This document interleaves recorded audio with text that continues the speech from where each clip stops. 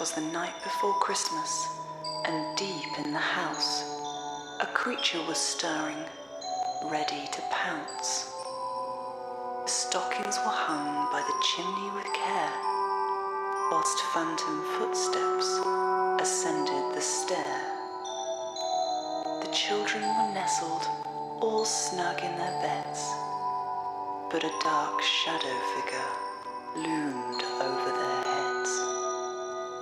And Mama in her kerchief, and I in my cap, were about to be woken by one ghostly rap.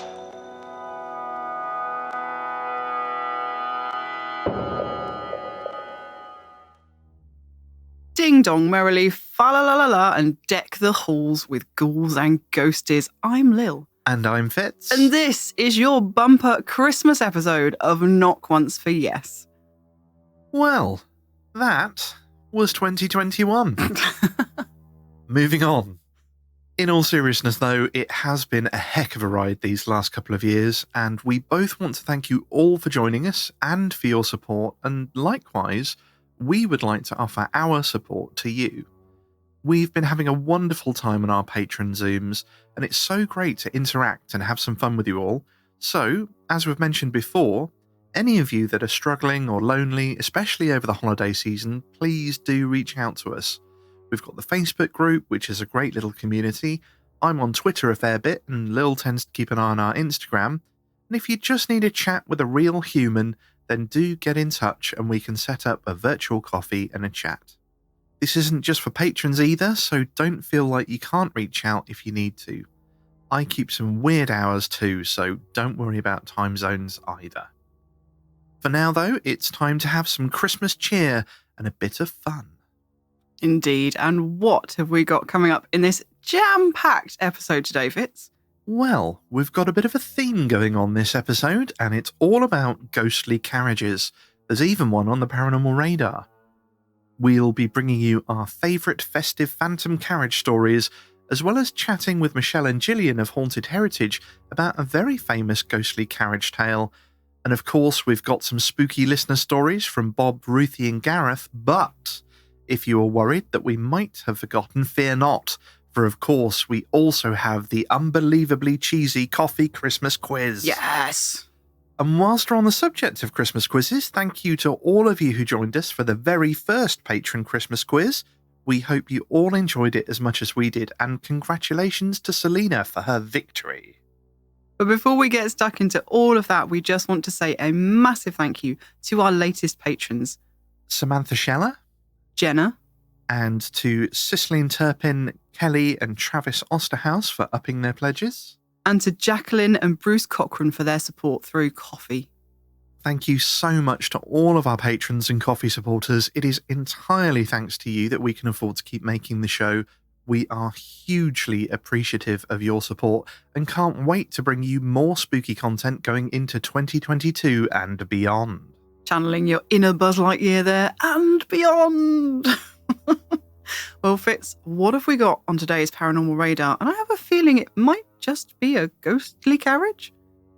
Indeed. Today on the Paranormal Radar, we travel to Cornwall and the spooky Pencallenic Bridge, an old low-stone bridge on the back road between Truro and Tresillian that's said to be one of the most haunted places in the county and has earned itself the ominous title of Devil's Arch Bridge. The bridge recently featured in a local news article by Cornwall Live, which explored the ghosts and legends of the notorious location.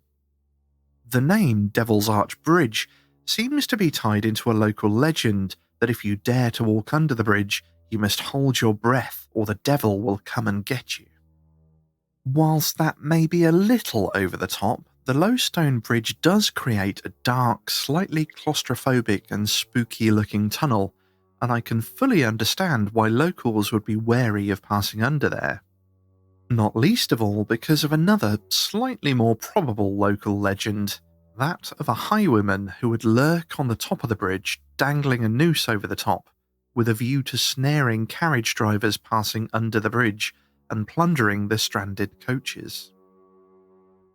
Perhaps this legend does have some basis in fact, because locals through the years have experienced the unnerving sight of a spectral coach and horses in the area. The apparition of a man on horseback has also been seen, and the unexplained sounds of horses galloping have been heard coming up the road. But it seems that it's not only the dastardly highwayman who left an imprint on this curious bridge. The location seems to be a veritable hotspot for spirits. Locals have witnessed the apparition of two figures dressed in Victorian clothing, a man in a top hat holding a cane, and a woman dressed in white wearing a bonnet. And the bridge is also known for its sightings of the ghostly figures of royalist soldiers. The nearby village of Tresillian does in fact have close links to the Civil War, as it was the place where Sir Ralph Hopton, the commander of the Cornish royalists, surrendered to the parliamentarians. A good reason as any, I should think, for phantom royalist soldiers to have unfinished business in the area. In these modern times, locals may not be so worried about legends of devils and highwaymen, but the bridge is still known for being somewhat cursed. Only these days, it's due to the amount of lorries frequently getting stuck under the low, narrow bridge. Excellent way to kick off our Haunted Carriages episode. Well, before we get stuck into the stories, and we've got a good one coming up, let's have our first Christmas quiz question. Are you ready, Mr. Fitz? I'm not, because your questions are always really hard. You might know this one. Okay. Are you taking it easy on me this year? Not No, not easy, that's no. But you might know it. Okay, come on, bring it on. Right. I'm Are you ready? I'm going to get at least one this year. Okay. Impersonating which cryptid nearly killed the King of France in the 14th century? I'm not sure I even know of any French cryptids. Wow. Is it a French cryptid or is it a European cryptid that could possibly be found in England as well? Oh, I don't know. The only thing that kind of springs to mind is werewolf, but I'm going to have a think. Have a think. You've got time. I shall mull it over. Don't be thrown by the France part. Okay. Just as a little clue. Okie dokie. I bet there's somebody listening now that's like, oh, it's obviously this Fitz. Just think about the cryptids that we actually have in Britain that would have been known of in the 14th century. Oh, I'm not even sure I know. But I shall ponder. Ponder away as we get into our first listener story of the episode. We're going to kick off with the creepiest one we've possibly ever had in our arsenal. This one is from Bob. I had to go into hospital for a couple of surgeries as a very young boy, the second of which was for a tonsillectomy when I was roughly 6 or 7. Although the main part of our local hospital was old Victorian architecture, the children's wing was a newly built, as in 50s or 60s, modern design out back amongst the grounds. As such, there were 2 bedrooms rather than the old-fashioned multi-bed wards I'd previously been in. The outside wall of each room was pretty much one huge window, floor to ceiling and side to side, covered by full-length vertical blinds that were left open most of the time.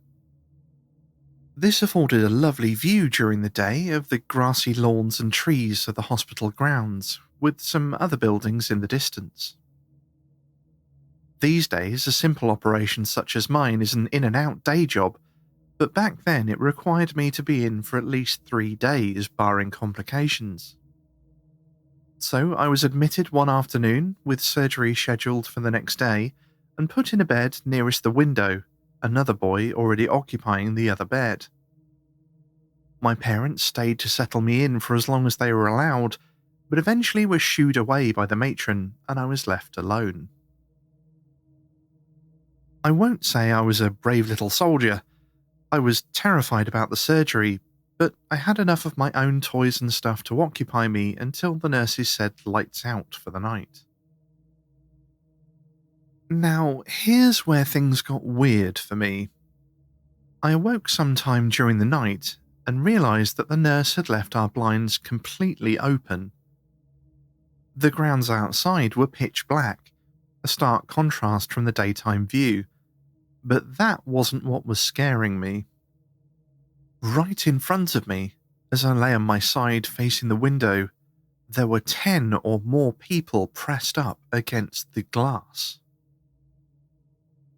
Imagine the sort of zombie crowd such as in The Walking Dead, but without the gruesome makeup, all vying to be at the front by pushing against each other.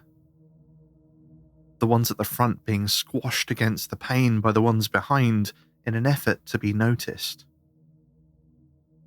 What was most odd was that although it was pitch black outside, and there was almost no light from the ward corridor, these figures were highly detailed, as if lit by their own source, and black and white like old photographs. They looked like everyday people of varying ages and both men and women. I would have expected if they were normal people to have heard bangs or squeaks on the glass as they were moving against it, or their grunts and voices, but there was a conspicuous absence of sound from them, just the normal sounds of the nightly routine of the ward from further within the building. Needless to say, I quickly turned over and quaked under the blankets for quite a while, not daring to look at the window again. The next morning, the hospital bustle carried on as usual, and I was eventually prepped and taken down for surgery. I woke from the anaesthetic that afternoon, with the discomfort of removed tonsils, and awaited my parents at visiting time. I never told them about the people at the window, as with my previous weird experience I feared the ridicule. The nurses told them I was mending nicely and I could be discharged to go home sometime the next day.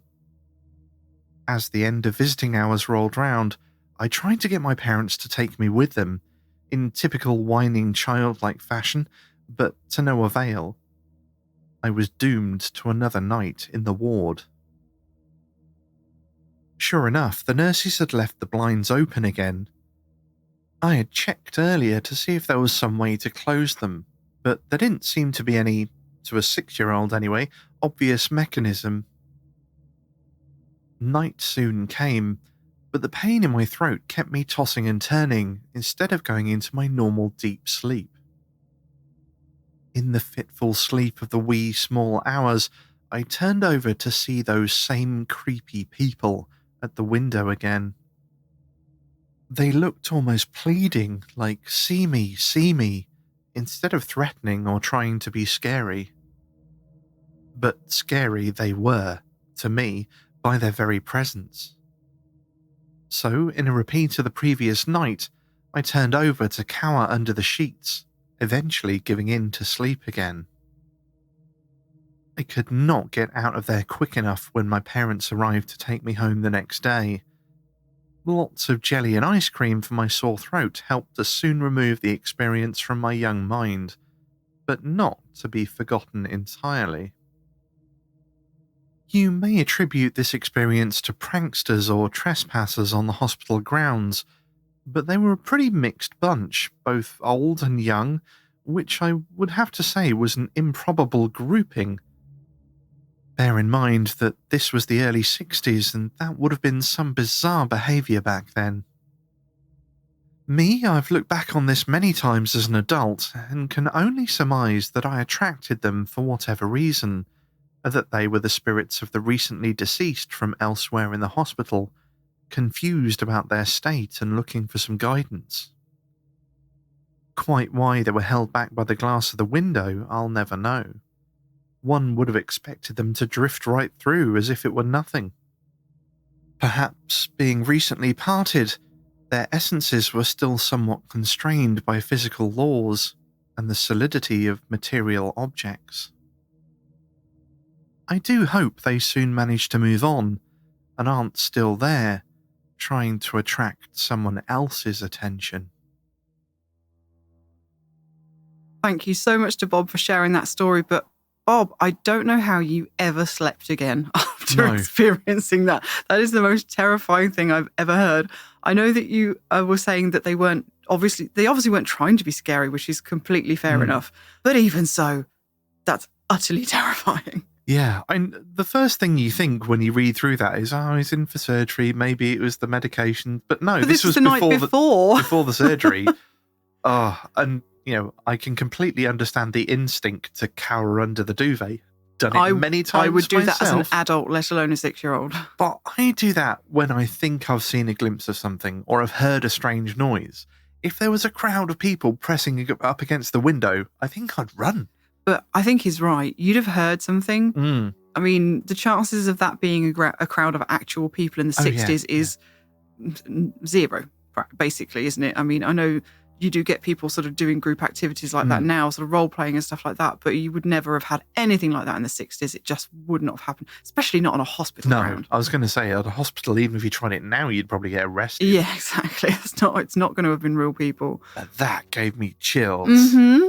Thank you, Bob. And also, thank you so much. Bob actually kindly sent us some books for Christmas as well. It was the best Christmas present ever, Bob. They are amazing. Thank you so much. They will be treasured in our coffee library.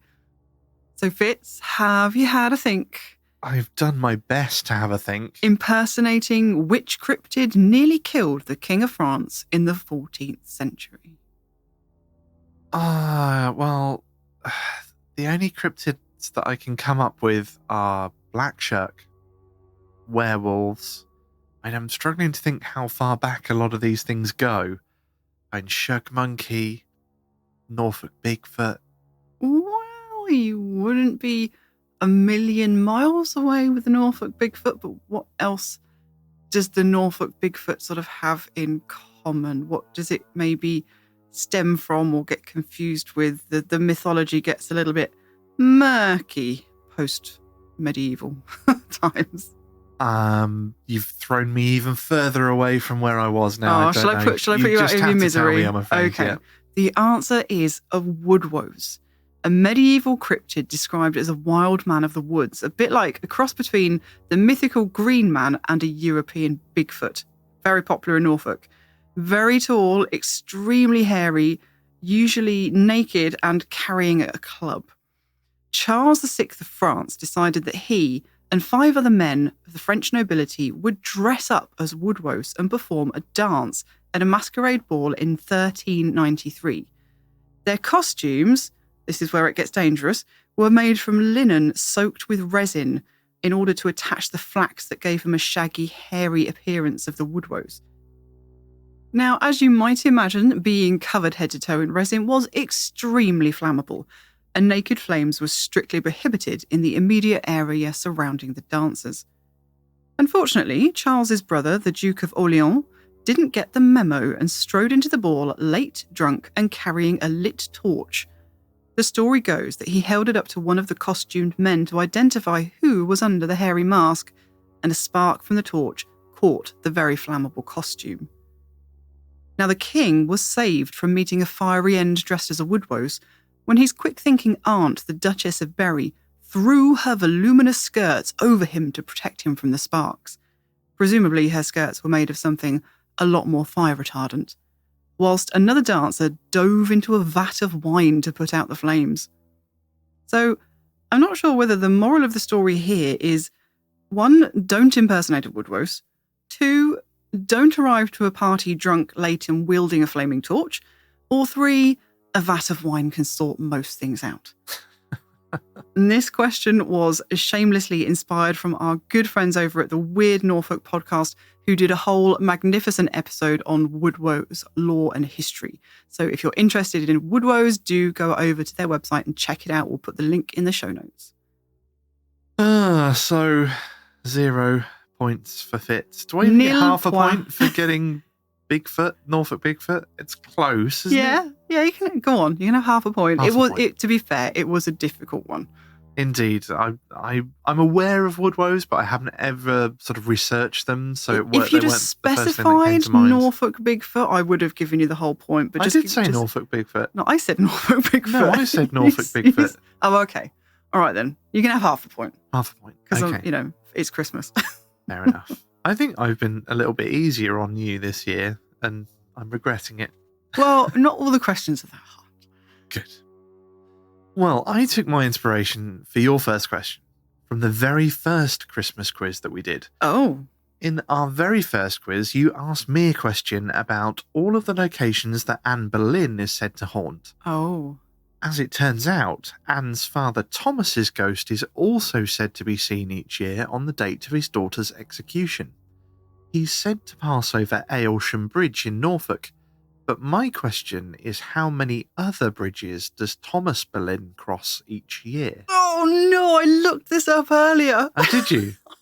Yeah, I came across this in an episode of The Lantern.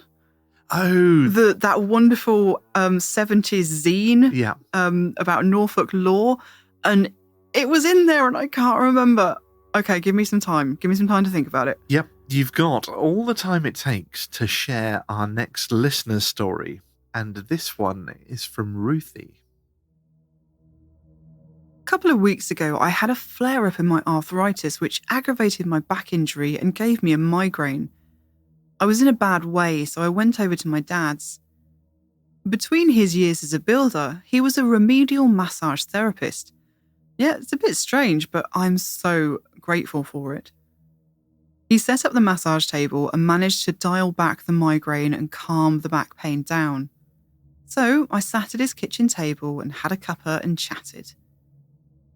I don't know how we started talking about it, but he started telling me about his grandfather, Popper, and how, even as a very old man, he would spend time on building projects with Dad. Always finishing timber with old-fashioned builder's putty. He'd walk around, warming it in his hands and working it into the joins. My dad tells me that he had an old handheld dictaphone in the cupboard that was Popper's, and there was a tape in it from when Dad was 7 and snuck into Popper's office and recorded himself singing Happy Birthday. The fact that Popper kept it meant the world to my dad. Dad was about 28 when Popper died. So as Dad is telling me about his grandfather, the love so evident in his voice, the whole room went still. The wind, which is almost constant this time of year, seemed to be turned down, and the edges of my vision blurred. I could just assume that the migraine was coming back, but very suddenly all I could smell was timber putty. Thick in the air, earthy and oddly sweet. And with the smell came the feeling of big warm hands resting on my arms, a voice telling me that they loved my dad so much and that they were so glad he knew. The next thing I know, I'm looking at my dad, who is smiling at me. I have tears in my eyes, and the first thing I say is, "Can you smell that?" Dad slowly shakes his head but continues to smile. "Popper is here, isn't he?" he says with confidence. "Yep, he's here." Dad nods and smiles and says, "Well, say hello to your great-grandfather. Tell him it's nice to meet him."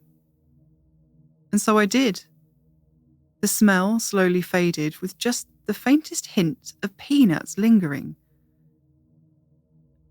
Later that night, as I tried to sleep, my body still aching from the pain flare and feeling exhausted, I could feel the chronically ill panic start to set in. The roller coaster of, I'll never get better, this is it, I hate it so much. When the smell of putty came back, and the smell of peanuts, stronger this time. On the verge of tears, I got the feeling of a broad, warm hand resting on my shoulder and weight against my back, like someone sitting on the edge of the bed and soothing my anxious body just by being there. And that's the last thing I remember before falling off to sleep. Over the next 2 days, the smell of putty and peanuts would fill the air any time I felt myself getting overwhelmed, and I'd feel a bit better. The peanut smell was stronger though, and I didn't know why, even though I was sure it was still Popper. Needing to know, I asked Dad, "Did Popper really like peanuts?" Dad laughed. Yes, Popper loved peanuts. He would only eat them in the shell though. It made my great-grandmother mad. He was endlessly leaving peanut shells all over the house. He'd just shell them and drop the shells on the ground. Apparently, there was always small windrows of peanut shells in his workshop, and every pair of trousers he owned had peanuts washed in the pockets at least once. The man liked peanuts, I guess. No wonder I could smell them. And thank you to Ruthie for that story. That was just a beautiful, heartwarming Christmas ghost story. Oh, it was just perfect. Ruthie, I love that so much. How cool, and what an amazing experience to have somebody comforting you like that. It's just beautiful. Now, Ruthie did also mention that the story that she sent whilst comforting wasn't the whole story of what's been going on with her at the moment. She says that she hasn't listened to the show for a little while because every time she listened to it, it made her house active. Yeah, I'm really sorry, Ruthie. It's not the first time that we've heard that. But yes, so what she did was she took to listening to the podcast in her car, but with everything that's been going on and people haven't been commuting, she's not been listening. So she's finally caught up, and we're hoping now that the activity will at least be a lot calmer so that she can listen to the show without fear, or at least without fear that we aren't providing for fun. No, it's really interesting because, we have actually had the same thing from other people. We've had others get in touch to say that when they listen to the show, if they have got anything in their house, it sort of makes it a little bit more active. So I'm really sorry if that's happening to anybody. That's not our intention. She did also note that her current car isn't haunted, but her previous one was. So I really love to hear about that as well. Yes. That sounds awesome. Ruthie, if you want to tell us about that, if you feel like sharing any time, we'd love to hear about your haunted car, please. But now it's time to return to the cheesy KOFY Christmas quiz. The quiz. And I asked you, how many bridges is the ghost of Thomas Boleyn, Anne Boleyn's father, said to cross on the 19th of May each year? Oh, the thing is, I think there are different numbers reported. I'm sure that the article I read said it was either something like 12 or 42, which I know are vastly different. It wouldn't surprise me if there were potentially different numbers. I think it depends which legend you refer to. There may be one that tends to sort of come up more often than not, though. So I'm going to go with 12. 12. Well, almost. Oh. The version that I found was that there was 11 bridges that he crossed. Oh. So I asked you how many other bridges after Aylsham Bridge. So the answer would have been 10. Oh, I was so close, though. You were so close. So I get like half a point for knowing that there were about the bridge and that there were probably different numbers of bridges depending on the legend. The fact that there are potentially varying numbers of bridges, I think I'll allow a half point. So we're even Stevens. Even Stevens. Half a point. Excellent. Now, the fact that I've been very charitable and given you half a point, hopefully you can return the favour and not ask me a terribly difficult question. Well, if you don't know this one, you might be able to guess it. Okay, that's good. So I have been a little bit kinder. This is one you could figure out. Just within the question, you could kind of figure it out. Right, are you ready? So, the story of the recent TV series The Haunting of Bly Manor was set around a rambling country pile in Essex. A fictional rambling country pile in Essex. But was the red brick country-style manor house we see in the series an American, English, or Welsh house? Oh, I can't even remember. I think we only watched one episode, didn't we? We did. Yep, correct. I vaguely remember there being buildings in it. I couldn't. I think I've got no hope of this one. No, well, you don't really need to have. You definitely do not need to have watched the series to be able to answer this question. I'm pretty sure all the characters are American, so I'm guessing they probably saved money and it was an American building. But I shall. Well, have a think. I shall ponder. You can ponder this one. If you're sly, you can work it out just from the language in my question. I'll repeat it again when you've had a little time to think about it. Okie dokie. Well, while you're pondering that, though, let's have the last listener story of this episode, and it's a nice wintry one we've saved for you from Gareth, who mentions that he was struck by something we talked about in a previous episodes, about how some ghosts appear so normal-looking that we don't immediately realise they're ghosts at all. It was in late 2004, early 2005, and I was still an archaeologist at that point working near Staines. My girlfriend, now wife, was staying with her mum in Woking, so I would get the bus over sometimes to see her and then go back for an early start. I remember this night in particular because it had snowed earlier in the evening and the bus over had been struggling to get through. I had had a good evening but decided, as the snow had stopped, to walk the 10 minutes from where we were to West Byfleet Station. I'd completed this walk hundreds of times and said that I'd try for a train as I didn't want to be stuck overnight and miss work. This was around 9:30 p.m, and I planned to get a train or walk back and stay the night. I began the walk. Now, I remember the walk really clearly because it was simply the most beautiful evening, full of bright stars and so cold it was cutting. I had to walk along a busy road from West Byfleet to Woking, over the canal and left down a 1930s road called Woodlands Avenue.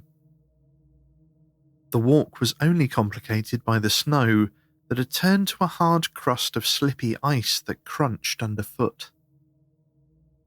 The next bit is ingrained upon me like a movie. I'd crossed the canal and was looking up at the stars, which were just brilliant. I looked down at my feet to check that I was on firm ground and had the sense that it was all very, very still. You mentioned in your episode the idea of a dome being placed over the area. That is exactly it. As I looked down, I saw that there was a female figure walking the same direction as me. She had long hair and looked normal. I remember thinking that she must be freezing, as she didn't seem to be wearing a coat. But I literally thought nothing of this, and figured that she was just out briefly. I carried on and looked up, and oddly there was a bright shooting star that cut across the sky. This coincided with the left turn down the long tree-lined Woodlands Avenue. As I got to the turn, I actually started to say, "Did you see that?" But she was gone. I thought this was odd and looked about, but couldn't see her. I actually thought maybe she'd run as I was behind her, but then it hit me. There had been no noise at all, nothing. Whereas my feet were making a hard crunching and cracking sound, she made not a sound at all. It was simply so odd. Not scary, but just strange. I stood there for a minute looking where she could have gone. Ironically, of the two houses she could have gone into, both were in darkness, so no one had gone in, or if they had, they'd not turned on any lights at all. When I thought back to it, she had seemed very pale and just wrong. A moment later, the world seemed to come back to life, and cars went down the main road behind me, and I hurried on to the station, where I got my train. I always thought of her when I crossed that road, and still cannot quite fathom what I experienced. Thank you so much to Gareth for sharing that. I know exactly what you're talking about. As you say, we've mentioned it in previous episodes, this idea of the fact that we've probably all seen a lot more ghosts than we realise, and it's only when something unusual like this happens, like this woman disappearing, that it makes you think, wait a minute, something was off. And then you look back at the incident and think, hang on, she wasn't making any noise. And it's impossible to walk on compacted ice like that without making a tremendous noise, especially when it's quiet at night. Yeah, sound travels so far at night, doesn't it? Especially in the snow. I don't know why, but I suppose it's less traffic and things like that. It just makes so much more noise. It's deafening almost walking on ice. But this idea as well, he speaks of this dome coming down. Yeah, we've had that. We have, yeah, absolutely. We've had an experience when it almost felt like the atmosphere was thicker or we were under an umbrella. Yeah, it was so strange. It's very difficult to describe, but it's just literally a sense of the atmosphere being somehow different, thicker or denser or more muffled sometimes. It's really peculiar, but I know exactly what you're talking about. And thank you again to Gareth for sharing that story. That was all the listener stories for today's episode. Thank you so much to everyone that shared their story with us. Your stories are the reason we do this show, so if anyone listening today has a story that they would like to share, please do get in touch through our website over at knockOncefOrYes.com. Fear not though, lovely listeners, we have plenty more Christmas spookiness in store for you yet, as we dive into the world of phantom carriages after. I was going to say, you're not getting away with not answering your quiz question. I thought I could try, but no. To no avail. Okay, remind me the question. The haunting of Bly Manor was set around a fictional country manor in Essex, but was the red brick country-style manor house we see in the series an American, English, or Welsh house? To give you a clue, just think about how I've very carefully phrased that question. I'm not entirely sure what you mean by that. I am aware that I'm trying to work out whether you're being pedantic in that it was an English house, but it was taken apart, transported to America at some point. Am I right? Yes, is that it? That's literally it. Yes.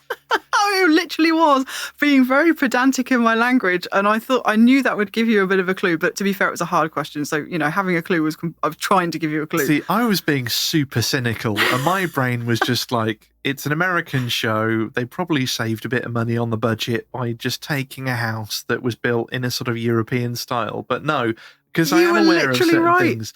Just the London Bridge, not Tower Bridge, but No. London Bridge was transported to America, wasn't it? So Yep. I was wondering if this was a similar thing. Yeah, So- you were completely right. You were bang on. One full, unabashed point there for you. I can It feel was the victory all coming of on. them. It was American, English, and Welsh. The outside shots of the Tudor-style manor we see in the series as the home of the two children, Flora and Miles, were filmed at Thornwood Castle in Washington State, USA. But the castle was built from parts of a dismantled English Elizabethan house as well as Welsh brick. Thornwood Castle, Fitz is doing a victory dance. You can't see, but I can. It's hilarious. Thornwood Castle was built by a successful financier and one of the founders of the port of Tacoma, Mr. Chester Thorne, and his wife Anna. In 1907, Mr. Thornwood purchased a 400-year-old Elizabethan manor in England and had parts of it dismantled and shipped over to America piece by piece. The Tudor Gothic project took 3 years to complete, from 1908 to 1911, with renowned architect Kirtland Kelsey Cutter at the helm. Materials taken from the English castle included doors, panelling and staircases, whilst the red brick facing was imported from Wales. 3 ships were commissioned to transport the building materials around Cape Horn to the Pacific Northwest. He's still doing his victory dance. Indeed. I can feel a victory coming on, although my next question for Lil is actually reasonably easy, and I'm fairly certain she'll be aware of this one, and if not, it's somewhere we've been, so it should... crikey, so I've got should no be- excuse then, have I? If I fail this one, it's going to be an epic fail. This one should be in your head. I'm pretty sure we've talked about this before, though, so I think you'll probably get it fairly easily, but... Go ahead, go on. Every year, on the 21st of December, all the ghosts in the United Kingdom are said to congregate at a single location. I know it, I think I know it. I'm pretty sure I know it. Where is it? I think I know it, but I think that before I give you my answer, we should dive in to phantom carriages. Indeed. So, first off, why phantom carriages? Well, every year we scour the interwebs and our favourite paranormal books, hunting for Christmas-themed ghost stories. It is, of course, tradition at this time of year, when each breath fogs the air like little ghosts escaping, that we fend off the cold by sitting round the fire and, as if gluttons for punishment, deliberately give ourselves more chills again by sharing ghost stories. Every year, whilst we search for these stories, we inevitably come across a story about a ghostly carriage. You may be aware that the headless horseman ghost is somewhat of a stereotype, but it seems that it probably should be a phantom carriage instead. This year we decided to look into phantom carriages, hoping to find one or two that would make an interesting Christmas episode, and we couldn't believe the number of them that we found. There are loads. Seriously, loads. We're not going to cover all of them today. And first up, we're going to be looking a little bit deeper into the legend of Breckels Hall. On the edge of Thetford Forest in the east of England, deep in mysterious Breckland, where history lies so close to the surface of the landscape that perhaps it could be forgiven for occasionally escaping into the wrong century. This gnarled terrain is pockmarked with the scars of shifting eons. Kettle lakes formed at the end of the last ice age when the glaciers retreated. Mounds and craters left behind by our Neolithic ancestors mining for flint at Grimes' graves. A countryside littered with reminders of Anglo-Saxon invaders. Against this ancient backdrop, the Elizabethan manor of Breckels Hall is merely a not-so-distant cousin to our modern era, and the strange events that occurred there at the beginning of the 1900s feel barely a whisper away. Small wonder, then, that the chilling tale haunting the grounds of this estate still weaves its thread through local legend. If you were to bring to your mind's eye the country pile gracing our screens for the recent TV series The Haunting of Bly Manor, you might summon up an image not a million miles away from the gable-windowed, many-chimneyed, red brick Tudor manor of Breckels Hall. A hall that seems to have a history with plenty of its own twists, turns and skeletons in the cupboard. Construction was begun on the hall by John Woodhouse in the mid-1500s and was finished by his son Francis in 1583. The family did not get the most auspicious start in their newly finished home, however. Francis Woodhouse's wife Eleanor was Catholic, and during this time, the reign of Queen Elizabeth I, Catholics were heavily persecuted. Receiving Mass was banned, and Catholic priests were hunted down and executed. Those who refused to attend Protestant church services were known as recusants, and they were fined severely. In 1559, this fine was 12 pence, but by 1581, it had been raised to a hefty £20. According to the Bank of England's historical inflation calculator, this is equivalent to a fine of over £8,000 today. The crippling fines from refusing to attend church landed the Woodhouses in financial difficulties, and in 1599, only 16 years after its completion, they had to sell the manor. During their time there, though, Eleanor Woodhouse continued to receive Mass from secretly visiting Catholic priests. This was obviously a deadly dangerous occupation for the priests, and as we see in other manors once occupied by clandestinely practicing Catholics, there were many ingenious hiding places and hidden passages engineered within these grand old buildings in order to safely ferry the priests in and out of the property, as well as hide them should anyone unsympathetic to the cause happen to arrive unannounced. At Breckels Hall, there is famously a priest hole somewhere on the property, although to date, no modern surveyors have been able to discover it. The noted cleric, teacher, antiquarian and writer Augustus Jessup wrote about the priest hole in 1879 in an article for Norfolk Archaeologia after his historical research into Breckels uncovered the following record of the hiding place from the late 1500s. In Breckels House, there is a way by a door, which is in the floor of a privy house. which door is covered with mats and is so close that it cannot easily be found out. And the door being opened, there standeth a ladder to go down into a close chamber, and no other way unto it, neither can be discerned on the outside. There are also many secret places about the gallery of the house at Breckels, where they used, and do use, as is the thought, the Mass. Whilst Augustus Jessup was maybe best known by his contemporaries as an antiquarian, these days he is as much remembered for the few paranormal accounts he published. They may not have been the mainstay of his writings, but they were notable. Some people suggest that one of Jessup's essays, titled Hill Digging and Magic, served as inspiration for M.R. James' ghost story A Warning to the Curious. In fact, Jessup and James were friends and worked together on translating a historical text. So one can't help but wonder if the two men occasionally indulged their mutual interest in the supernatural during their conversations together. I wonder whether any of the conversations ever turned to Breckels. Certainly, Jessup spent a good deal of effort looking into the history of the hall and confesses to being intrigued by it. But history wasn't all he found, and in another essay he discusses the supernatural aspect of the manor. He writes about how the place seemed to have some sort of cloud of misfortune hanging over it.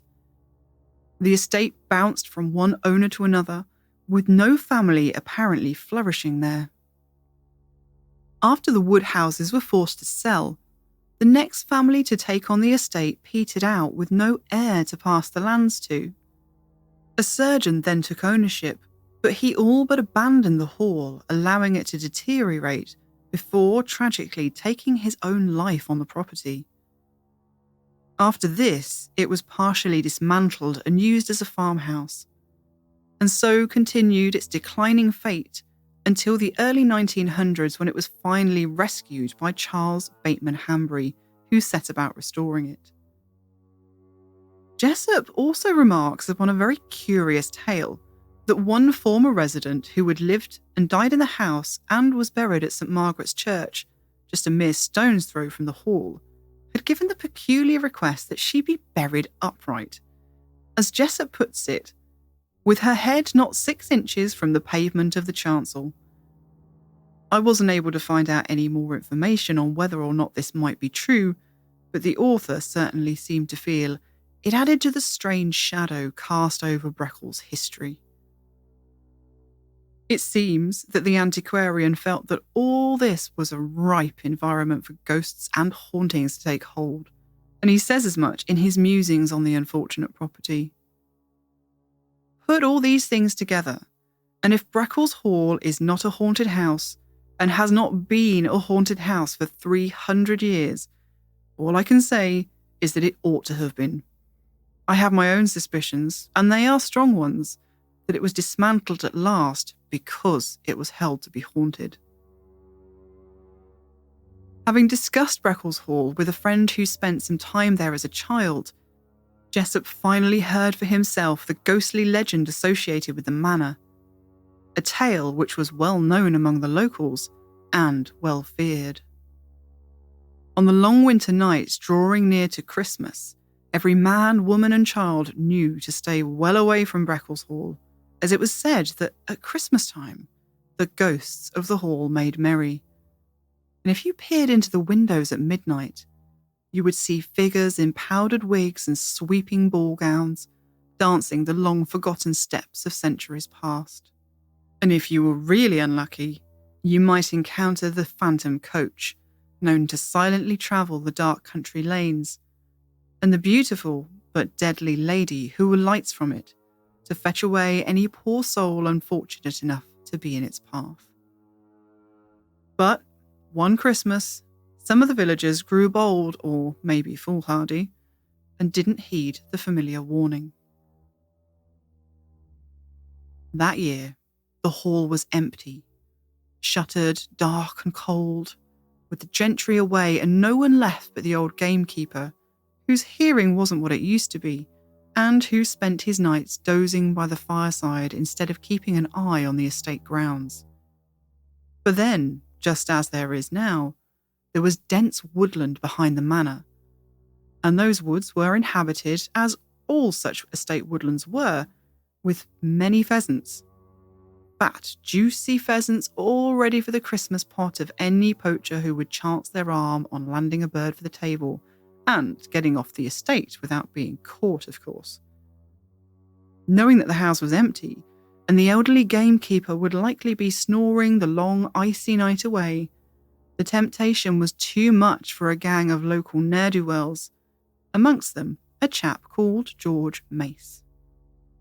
Now, despite being named after the king, George was as coarse a scoundrel as they came. Not one local knew how he made a living, as he was never seen to do a day's work. It was almost permanently installed in a secluded corner of the alehouse, scowling silently into his mug. He had a few cronies, though, and on this particular night, when the alehouse door was shut tight against the biting snow, which flurried ever faster in the growing shadows of dusk, George had his crew gathered around his table, and either their presence or the freely flowing ale was making his tongue looser and louder than normal.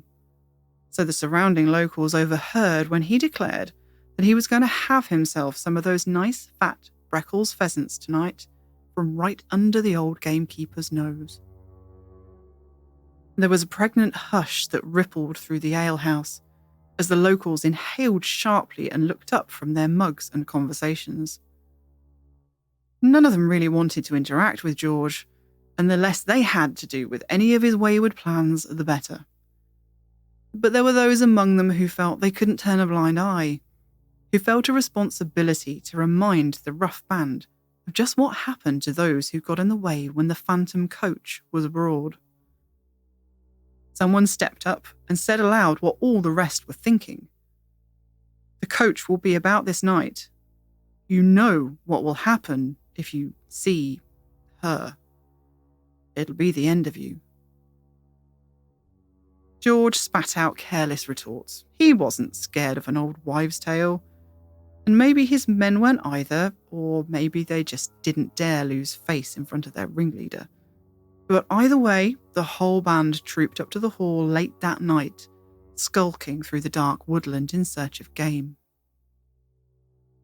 Maybe, if George had had a few less ales in him, the men would have slunk off the estate with a brace of pheasants over their shoulder, and all would have been well. But George, the heat of success and alcohol making him cocky, made a misplaced show of bravery to prove he wasn't afraid of the legends. Creeping around the side of the house, he tiptoed up to a window at the front of the hall to peer in and see the fabled ghosts the legends spoke of. But as the clock began to strike midnight, and George gazed into the empty hall, all was dark and quiet, and nothing moved within. George sniggered tipsily to himself and turned his back to the window to make his way home.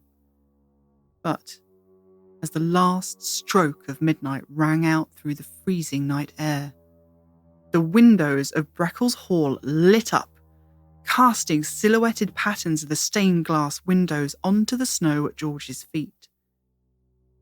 Fearing discovery by the gamekeeper, George frantically flattened himself against the wall beside the window, and his cronies bolted into the undergrowth, leaving their ringleader to take the fall, trapped like a rabbit in the headlights. George was probably expecting to hear the sound of a door or window being flung open and the hollering and angry march of the gamekeeper coming towards him. But he heard nothing. The silence was so deep and so absolute that it pained his ears and made the chill that wrenched at his stomach all the more dreadful when he saw a coach sweep into the driveway drawn by 4 horses who made not the slightest sound as they pranced up to the entrance. Not a huff, not a whinny, not the jingle of harnesses nor the creak of a cartwheel could be heard as George froze in suddenly sober terror. In deadly silence, the coach and four drew to a halt and a footman hopped down to open the door of the carriage. A flash of shining silk caught the glare from the light of the hall windows as George watched a finely dressed and powdered lady gracefully alight from the carriage. Despite the horror roiling in the pit of George's stomach, he was captivated despite himself, as she was the greatest beauty he had ever set eyes on, and he watched, helplessly rooted to his spot against the wall, as the fine lady collected herself and started towards the front door. Perhaps he hoped that if he kept very still, she wouldn't notice his presence. But her glinting eyes scanned the front of the building, and as she turned her head his way, George's heart stopped. Every fibre of his being rued the way he had carelessly discarded the warnings, but it did him little good. He knew without doubt what was coming now, and he desperately tried to shrink ever further back into the shadows of the wall as the beautiful figure turned and locked eyes with his. The next day, George's cronies gingerly slunk their way back up to the hall, dreading what they might find, only partly emboldened by daylight. They half hoped they'd been caught by the gamekeeper after all, for surely that was better than being fetched away by the phantom carriage. They arrived to find George's cold, frozen body. Not a mark on him, not a scratch nor a bruise, but lifeless nonetheless. His eyes still open wide and staring, transfixed in horror at something that none of them wanted to imagine. As for the carriage, there was no sign. There were no traces of cartwheels imprinted on the freshly laid snow. No hoofprint or footfall marred the ground except George's own. But for the men, there was no mystery here. They knew that the phantom carriage had fetched George away. Now, this story has been told many times in many books and many paranormal resources. Apparently, it was even in a 1900s edition of the Times newspaper, although I wasn't able to track that down online, sadly. But as with all such stories, having been kept alive by word of mouth and published so many times down the years, the telling and details vary from version to version quite widely. And this, my own retelling, is an amalgamation of all of them, because I have no way of discerning which, if any at all, is the most accurate. And as with all such old and well-worn stories, it's natural to wonder how much truth is left in them after all this time. But for the version that Jessup recounts in his essay, he asserts that his friend was sure the event really did happen at Breckels, and that many there were so convinced of the reality of the phantom coach that they lived in permanent fear of encountering it. It seems that Jessup becomes more convinced of the tale's basis in some probable truth after speaking to other acquaintances who had experienced their own encounters with phantom carriages.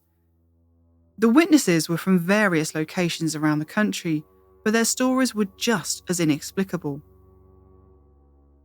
One household told of how they were eagerly awaiting the arrival of a family member by coach, and, on hearing the sound of wheels coming up the drive and stopping at the inner gate, the party rushed out to greet the welcome arrival. However, they were to be disappointed, as there was nothing there to greet in the still, silent night, and the family had no idea what it could have been that they heard travelling up their drive. Another told of how they were awoken in the night by the very distinctive sound of carriage wheels crunching over gravel that had been freshly laid on their drive. Wondering who on earth could be arriving unexpectedly at this hour, the witness leapt out of bed and saw the flash of carriage lamps as the vehicle drew near the house. Flinging open the window, he cried out to ask who was there, but there was no answer and absolutely nothing to be seen. Upon investigation the next morning, it became quite obvious that the gate had not been opened during the night, and there were no marks to be seen on the gravel drive, something that would have been impossible for any real vehicle to avoid. And yet he was resolute that the only thing that could have made the sound he heard was a coach and four. And that's certainly not the end of the Christmas carriage ghost stories we found, and we've got lots more coming up for you. But for now, we need to come back to the Christmas quiz. Yes, I think I know this answer. Do the question again. So I asked you, every year on the 21st of December, all the ghosts in the UK are said to congregate at a single location. Where is it? I know.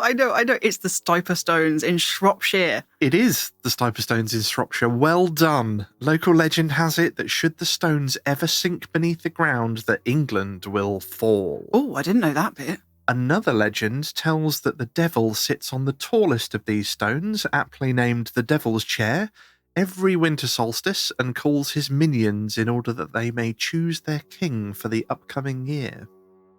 I love the Stiper Stones. As Fitz said, we have been up there. It's gorgeous. It's a bit of a climb, but it's absolutely gorgeous. I can't wait to go back one day. I'm beginning to feel that my victory dance was potentially a tad premature. I don't know. I think you're probably going to get the next one. I've got a good feeling about it. We're doing well. This is actually one of the more We're even Stevens. Yeah. 1.5 points each, I think, at the moment. That happens very rarely. It might even be the first time it's happened. What do we do if there's a tie? I don't know. What's the tiebreaker? To be fair, I think pretty much every other year, by the time we've got to the end of the episode, we don't know who's won anyway. Can't remember. But are you ready for my last quiz question of this episode? Okay, bring it on. Bring it on. In the original 1988 Ghostbusters movie, we're introduced to Peter Venkman in a university psychology department. He's conducting an experiment which is supposed to assess ESP, extrasensory perception, with 2 student volunteers, and is using a set of cards with symbols on them. Yes. What's the name of these cards? I know you know this. I know what the cards are. I don't know what they're called. Are you sure? Think about it. I could draw them for you. I really thought you might know this one. I can remember the scene in the film where she keeps getting them wrong and he's going, yeah, well done. And the guy keeps getting them right and he keeps zapping him with the electrical shocks. Oh, I'm exactly aware of what you're talking about, but I don't know the specific name for them, no. Well, just give yourself some time in case it sort of floats up from the depths of your memory somewhere. I shall see if it pops up. And in the meantime, I believe that you've got some more phantom carriages to bring us. I do, and interestingly enough, this story features both a headless horseman and a phantom carriage, as well as a healthy collection of other spooks. I'm talking about Roose Hall in Suffolk, which is a 3-storey brick-built manor house and was completed in 1593 for the Colby family, and was believed to take its name from the de Roose family, who were the local lords in the 13th century. It's quite small for a manor house, and though crenellated, is clearly not designed with defence as a priority. That being said, it was originally surrounded by a moat, but that's now mostly been filled in, with only a small portion remaining in a new role as a decorative pond. The house has lived through a considerable amount of history since its construction, and even has some royal connections. The original owner, Thomas Colby's son, also called Thomas, was Gentleman of the Privy Chamber and Sergeant-at-Arms of James I. I think I can safely assume that those of you listening, like myself, are not short on morbid curiosity, and you might be wondering as to what being a Gentleman of the Privy Chamber might entail. I'd suggest saving this bit until after lunch, by the way. I say that, but the post is both exactly what you might be thinking and also not. Gentlemen of the Privy Chamber were incredibly influential and powerful servants of the Crown, attending the monarch in their privy lodging, or their bedroom, library, study, and, yes, lavatory. They were so trusted that they were empowered to execute the monarch's verbal command without providing a written order, and had duties ranging from the financial to the military, as well as sometimes having to wipe the king's bottom. That wasn't a sentence I was expecting to sit down and write today, by the way. But I digress. Roos Hall didn't stay in the Colby family's hands for too long, with the Colbys having to sell the house in 1603 to a Sir John Suckling. It's passed through other hands since then, but I found it interesting to note that a descendant of the Suckling family currently owns the house. Imagine living in the same building that your own ancestors lived in 400 years previously. But, interesting as this might be, we aren't getting any closer to the ghosts, and Roos Hall does seem to have more than its fair share, and is in fact regarded by some as the most haunted house in the country. I'm sure we've heard that a few times before though, and I don't think anyone has ever explained how they came to that conclusion. Is it the number of ghosts? How long they've been haunting it? Haunting hours per year maybe? I think we may need to come up with some new standard units like the paranormal event per metre squared per year. I'll accept suggestions for names, but for now I think I'll give it the placeholder of the Fitz scale. We could really put this most haunted thing to bed. It's a 4.2 on the Fitz scale. That puts it at number 11 most haunted.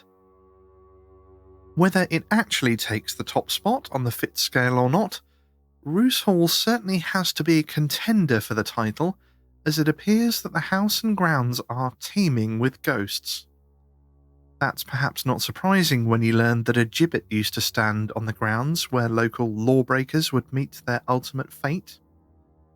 I daren't guess how many people were locked in a metal cage, exposed to the elements without food or water, and left to die on display to any that might stand witness.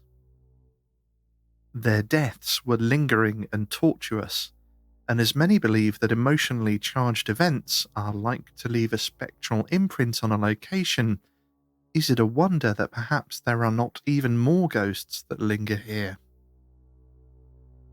The gibbet itself is long gone, and in its stead stands a large oak tree called Nelson's Tree after Admiral Horatio Nelson, who was much respected in Britain and widely regarded as one of the greatest naval commanders in history. Nelson's grandfather was none other than John Suckling, the owner of Roos Hall. After the gibbet was removed, it said that the tree was pressed into use as a gallows and that criminals were hanged there instead. I must admit that this information did give me pause to wonder if it was accurate or merely local legend. Perhaps local miscreants were sufficiently well behaved during the period in which the oak sapling grew large enough to perform this grisly duty that it wasn't required, or perhaps local hearsay that this was the historical location of executions was enough for those of later generations to simply assume that they were indeed hanged here. For those reasons, or another, it's sufficient to say that many lost their lives on the spot, but only 2 ghosts are reported. One, a man described as wearing torn trousers and a brown jacket, and the other, a lady dressed in white. The woman in white is said to walk around the tree 6 times in an effort to summon the devil himself. And, as there is said to be an imprint in one of the walls of the house of the devil's footprint, one wonders if she might not have been successful in her endeavour. Staff and visitors to Roos Hall have also reported a 3rd ghost, this time appearing within the house itself. A pale young girl appears in one of the first-floor windows and waves at those below. No one seems to have any idea who this young-looking spectre might be, but she has given a fright to many a visitor. Perhaps it is this ghost who will not allow one of the windows to remain closed. I found a tantalising snippet of lore that tells of a window in Roos Hall that will not remain closed, no matter how it's secured. A blacksmith was even called in to seal it well enough that it would be unable to be opened, and yet the morning after his work was completed, the window was found open as usual. Another of the ghosts at Roos Hall would get a little bit more up close and personal. A pair of labourers working on the site repeatedly saw a female apparition, The pair shared their story with the Eastern Daily Press in January of 1909. Benjamin Benz says he has seen it 4 times since last November, while Robert Elvin, his next-door neighbour, says he saw it for the first time a week before Christmas, and again on Monday night, the 18th, about 8 o'clock, when he was walking with Benz towards Breckels. They both agree that the ghost was of very black shadowy appearance, that it passed them very swiftly on the low road leading to Shipmeadow Lock and mysteriously disappeared. They described it as about 5'9" in height, with nicely cut features like a woman. On each occasion that Elvin saw the phantom, it appeared to come from Ashman's plantation and over the hill to the low road. Benz says it brushed past him once as he was coming to Breckels, and another time when he met it, the form disappeared over a 5-barred gate into a ploughed field. Both men scout the suggestion that it was flesh and blood and maintain that what they saw was an apparition, and Benz added, "We don't wish to see it anymore." I'm not really sure if scout the suggestion was a typo or it was just a local expression or turn of phrase no longer used, but I'm just so enamoured of the delightfully understated "we don't wish to see it anymore." But I promised you a ghostly carriage, did I not? There are several versions of the story of this specific ghost, but all agree that on the night of December the 24th, the ghostly carriage races down the drive towards the house, only to vanish as it reaches the entrance. Most of the accounts claim that the coach is steered by a headless coachman, and others go further to say that the coach is also drawn by 4 headless horses. Other accounts go further still and say the headless coachman and his coach, drawn by 4 headless horses, are themselves preceded down the drive by yet another headless horseman on a single horse, though they neglect to mention if this specific horse is likewise headless. Just what calamity befell these unfortunate equestrians is lost to history, though I have a sneaking suspicion that the headless part may have been somewhat embellished in repeated retellings. Another interesting point of note is that some reports state that the phantom coach is completely silent in spite of its hasty approach, and yet there are other accounts of hearing a coach and horses but nothing is seen. It does make me wonder if what one might experience should they visit Roos Hall on a chilly Christmas Eve depends on the viewer, or maybe the listener. More phantom carriages than you can shake a stick at, and we are not done yet, dear listeners. But before we come to our final phantom carriage of this episode, we've got quiz questions to deal with. Fitz, do you know what was the name of the set of cards that Dr. Peter Venkman was using at the beginning of the Ghostbusters movie?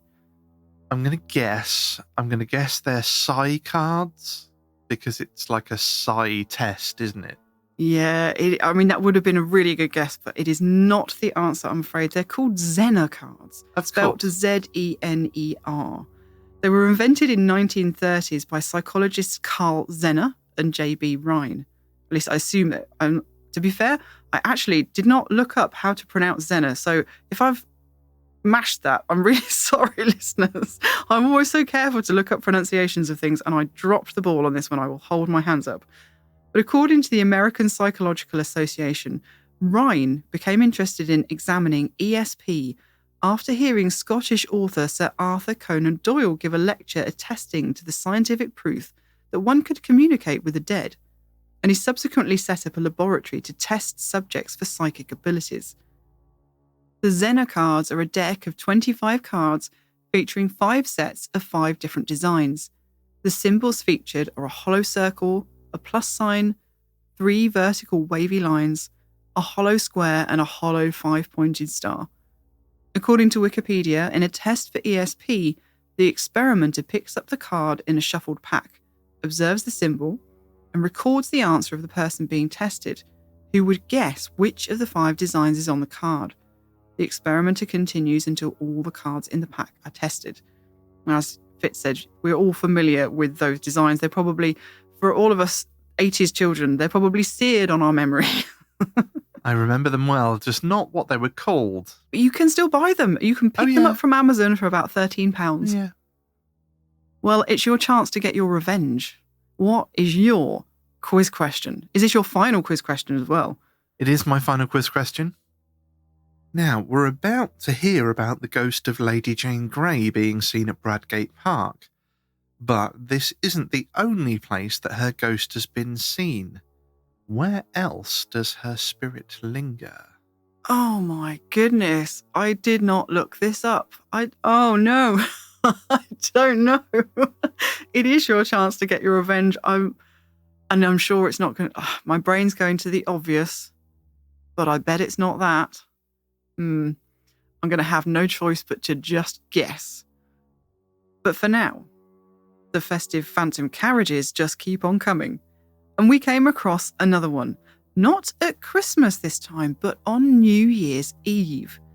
This tale takes us to Bradgate Park in Leicestershire, a medieval deer park and childhood home of Lady Jane Grey, the 9-day Queen of England.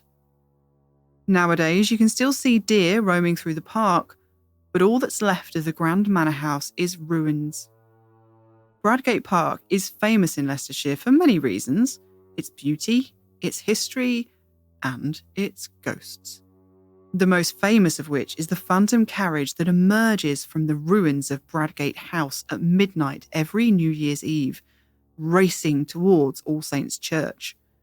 On reaching the church, the apparition of Lady Jane Grey herself is said to alight and then simply disappear. However, the ill-fated queen is not the only spectre said to haunt the sweeping grounds of this estate. Strange and unexplained sounds have been heard in the park. Footsteps, disembodied voices, military drums, even singing. Ghostly, monk-like figures have been spotted around the area, as well as reports of a white lady apparition. It certainly sounds like a very atmospheric place. Unfortunately, we just happen to know a couple of people who've run ghost walks in Bradgate Park for some years now, so by this time are pretty much experts on this very topic. And they very kindly took the time to pop on the show and tell us all about it. So welcome Jill and Michelle of the wonderful Haunted Heritage. It's been an absolute age since we came on your haunted railway investigation at the Ecclesbourne Valley Railway, and even longer since we met for our first interview in the back of the Not Once for Yes van. Yes. How have you been? Yes. Classic stuff of legend, that is. Absolutely. Yeah. I'll never forget that. Well, I think me and Mitch was only talking the other day when we last spoke, and Mitch reminded me it was on the Haunted Railway. Yes, So, that was an awesome event. That was brilliant. amazing. I loved that. I thought it was amazing that you two went straight to the most haunted seat in the carriage and I sat know. down. I was just going to say, that as like, well, the yeah. thing I remember most from that is like, oh, it's interesting that you chose to sit there. Trust us. Trust us to do that. Dear. But yeah, it was such a good event. Now, listeners, as I mentioned, we had a fantastic interview with Jill and Michelle back in 2018. But for anyone who hasn't yet heard of Haunted Heritage, could you guys give us a quick overview of just what it is you lovely people do? So me and Jill met a lifetime ago, I do believe, when we were working in some properties with the councils and started doing some ghost events at one of the museums. And wherever my job seemed to go in the heritage world, we seemed to start rolling out more ghost events and ghost walks. And it became quite obvious that everything that we did was heritage based, and we loved the ghosts and we loved the ghost stories and finding those heritage connections, and it's a social history behind all of those venues that we come across. And so it went from doing events for the museums, raising money for them, to doing our own business, and Haunted Heritage was created. And we've been doing events and winning awards and entertaining the folks across Leicestershire and beyond for, well, quite a few years now, Jill, hasn't it? Yeah, we have. Yeah. Very well deserved awards, I must say. Thank you. And that's how we came across you guys, because we were the same opinion. We love heritage, and obviously we love spooky stories, and it was just the perfect combination of that. that brought you to our attention. And yeah, then having been on the Haunted Railways, that was just such an amazing evening. Are you still doing that, by the way? We're going to have to come back and do that again at some point. No.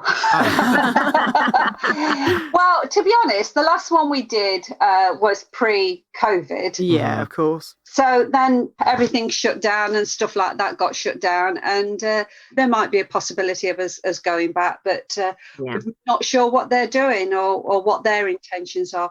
Well, for us, going on that Ecclesbourne Valley Railway event we realised that not only your ethos, but also your investigations was the perfect marrying for us of the history, the heritage, and the investigation techniques, because all that comes through in the events as well. And it's just fantastic.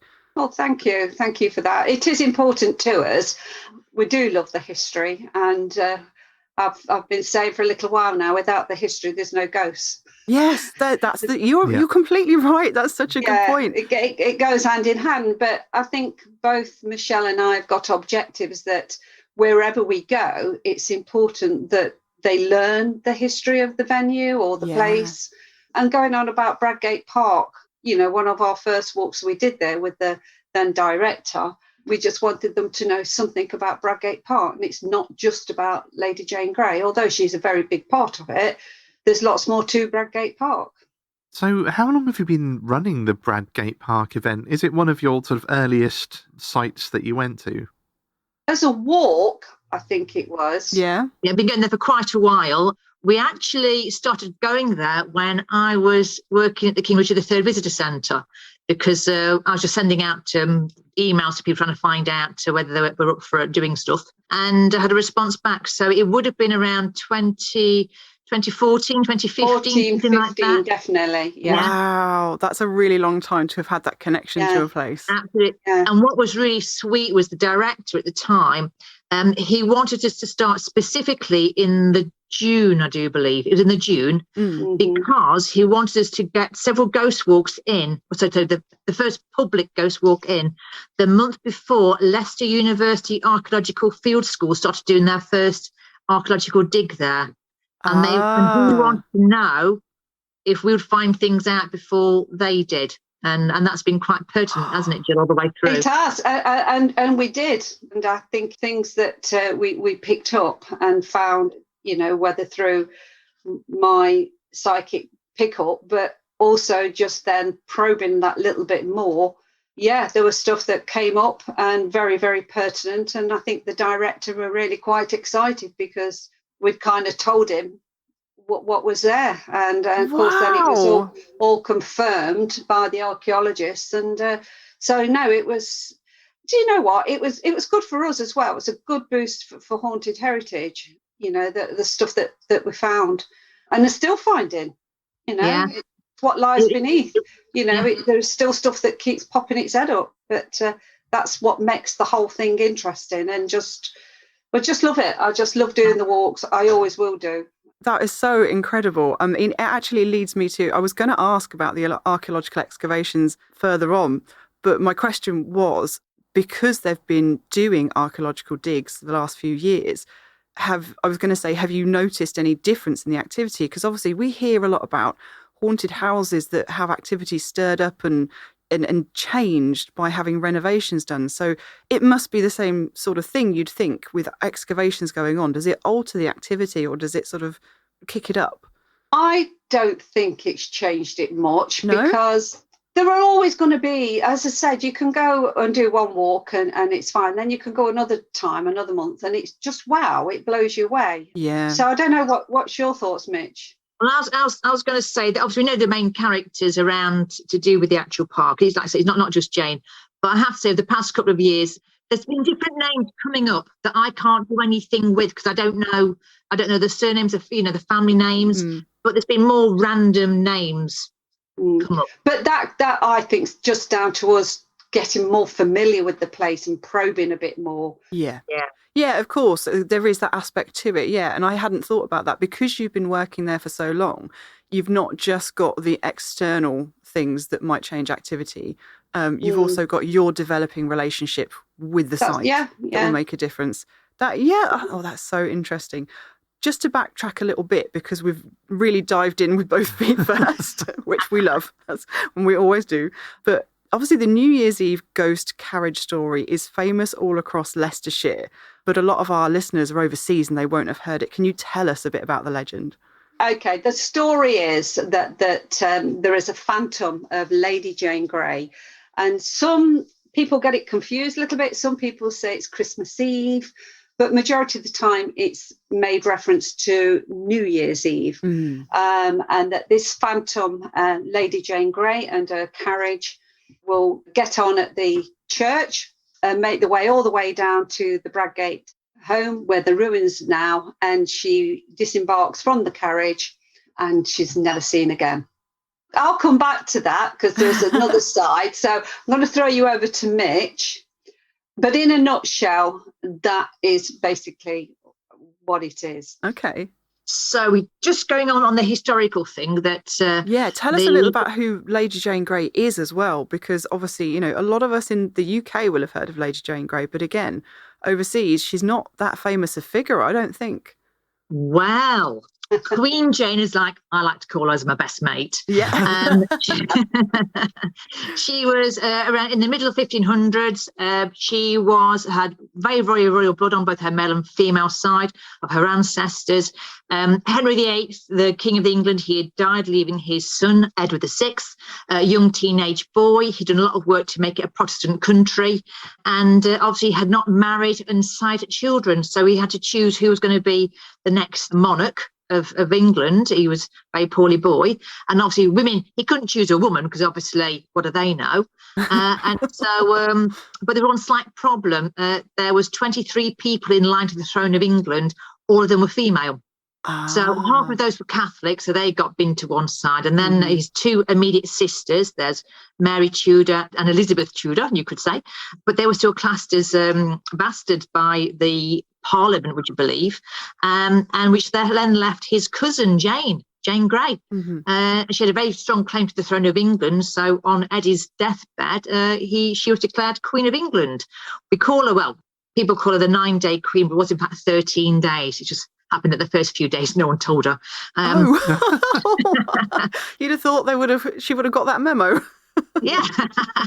And then she was told that she was queen, and she said, oh no, you should be Mary Tudor. And they went, nah, the Privy Council have said it's you, so that's it. So she was marched over to the Tower of London, didn't quite get the crown on her head.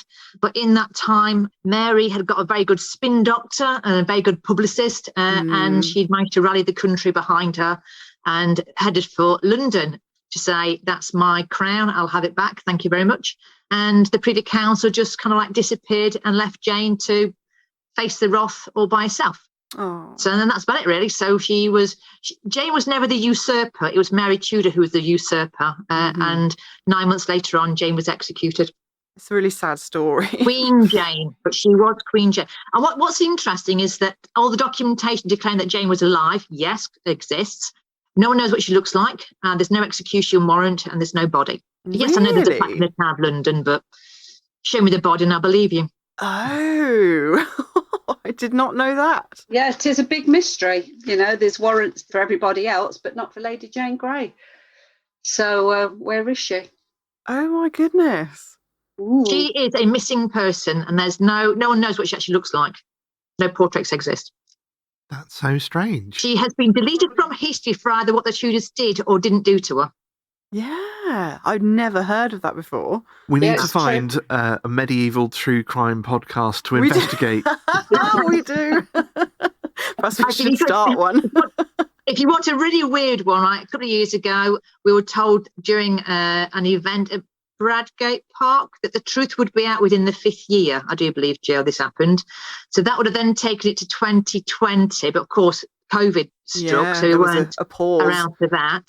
And then I went to an event, and a person from history came through and basically said, your quest is to find Jane's body. Wow. Yeah. We do enjoy Watch good this space. Oh yeah, we're a bit like psychic detectives. We do love a good history and mystery, really. Yeah. And I think if there's a mystery around, I think certainly Mitch is there at the forefront, and I'm usually there behind it. So No, we certainly do love the mystery. I think that's one for of the sure. things that we've actually discovered since we started doing this podcast. I didn't realise how many mysteries were Mysteries. unsolved. When you actually start digging into things, you do suddenly find these little mysteries that just nobody seems to know about and have just remained unsolved all these years. One, like, recording things was harder. The stuff that they recorded them on didn't always last. And was biased often. And if you didn't want something to be known, you just had to destroy a couple of books. That's right. Yeah. It's not like today Sometimes where not even that. you put it on the internet and boom, it's Sometimes gone. if you wanted to destroy evidence of something, you just killed a couple of people. Well, yes, there is that as well. Or bury it in the Queen's vault. Yes. I'm sure Queen has got quite a few things locked up. Who knows? So what about Bradgate Park itself? We've talked a little bit about the fact that there's archaeological excavations going on there, but in Bradgate Park itself, what is there to see? Okay. Obviously, there's the ruins of the house. They call it the old Bradgate house, but the ruins you actually see nowadays are actually, let's just say Jane wouldn't have been familiar with them. And they do believe that when Jane was executed, so the land went into the crown for about 3 generations, and then was handed back to the family. And let's face facts, if you're going to be given a house from someone who's classed as committed treason, you're going to demolish the house and build something new, aren't you? Yeah, so what you see today Mm-hmm.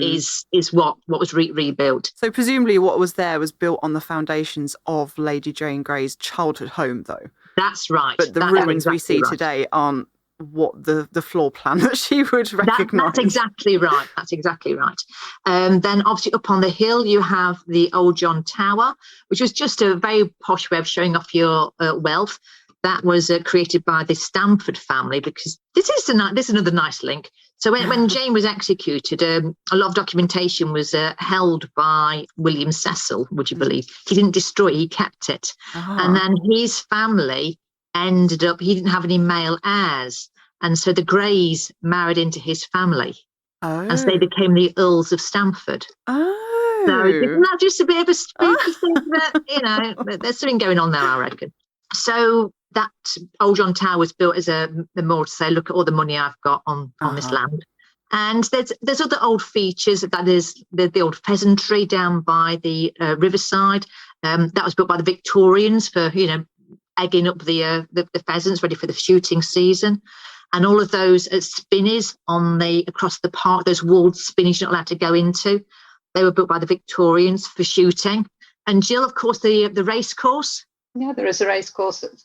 Again, from a psychic perspective, I remember the first one that we did there. It was, I just remember seeing horses in a certain area running by. And again, me not being familiar with it at that point. And it then was confirmed that there used to be a track around there. And I think the furlong markers are still there. So if you do walk around Bradgate, you can still see those. So it was used as a racetrack, but the residual energy of racing those horses and cantering those horses up and down is still very much active. Gosh, I can imagine. So it sounds like there's an amazing amount to explore there. And it sounds like possibly Lady Jane Grey might not be the only ghost haunting Bradgate Park. She definitely is. She definitely is not. I mean, a lot of the stories that we've gathered over the year, and we do try to change them because we do get a lot of repeated custom, is that we've got our own stories and stories that we've also researched, but we've had stories from fellow guests that's come along and they've had their own experience. There was one famous one that actually appeared in the local newspaper, well, I say the city newspaper, and it's going back to what you mentioned about the story about Lady Jane Grey on New Year's Eve. And this appeared, and this is where I got the story from. These 2 young girls had heard about this story of the phantom Lady Jane Grey and her carriage, and decided they'd got nothing better to do on New Year's Eve and went and visited the park and sat themselves outside the ruins in the hope of catching a glimpse of Lady Jane Grey. Anyway, they didn't see this phantom, but the weather deteriorated really quite bad. So they decided to go back to Newtown Linford. So the weather being that bad as it were, and fog had come down, they found the way back to the main path that leads from the house all the way up to the Newtown Linford car park. And on doing so, they reaches a particular part of the park where there is an embankment, which we know as called Little Matlock, and the River Lynn. And it was just for probably 5 or 10 minutes as I was walking along that bit. Bearing in mind the weather's really bad and the mist is now gathering over the River Lynn. But in front of them, they caught a glimpse of what they described as a monk. Oh. Absolutely no shadow of a doubt. So they kind of hung on to each other and gave a bit of a wide berth. And they said he just stood there. He just stood there on the embankment. Oh. And they really, the fear got the better of them. They let go of each other and screaming like banshees and ran to the Newtown Linford entrance. They lost each other. Oh, no. And they finally found each other in the car park. And yes, they both confirmed what they'd seen. And I think 2 days later, that story appeared in the city newspaper, the Leicester. Oh, wow. The thing is, that's quite unusual because I've always thought that sort of the ghostly monk apparitions seem to be more ghost stories that occurred years and years ago, you know, when I first started reading ghost books that were published in the 1950s. So it's amazing to get a more recent sighting of one. Yeah. It's, but, you know, as we've said, it's what lies beneath. There is more to Bradgate Park than Lady Jane Grey. I mean, you know, and some of the stories that we tell reflects that history. So you do get a good override of most things that we've experienced, you know, right down to residual noises and sightings, and it can be really that was going to be one of my next questions. Do many of the guests on your ghost walks have an experience for themselves while they're out and about? We certainly, it's not every walk, you know, but we have certainly had guests that have had experiences. Wow. Certainly in the chapel, because we do have access to the ruins, and within the ruins is a chapel. Mm-hmm. And when we first started going there, and it was in the same spot all the time, we was having guests that had been, you know, affected. It was just strange. And I'm going to let Mitch tell you my story that happened to me, because she does tell it quite good.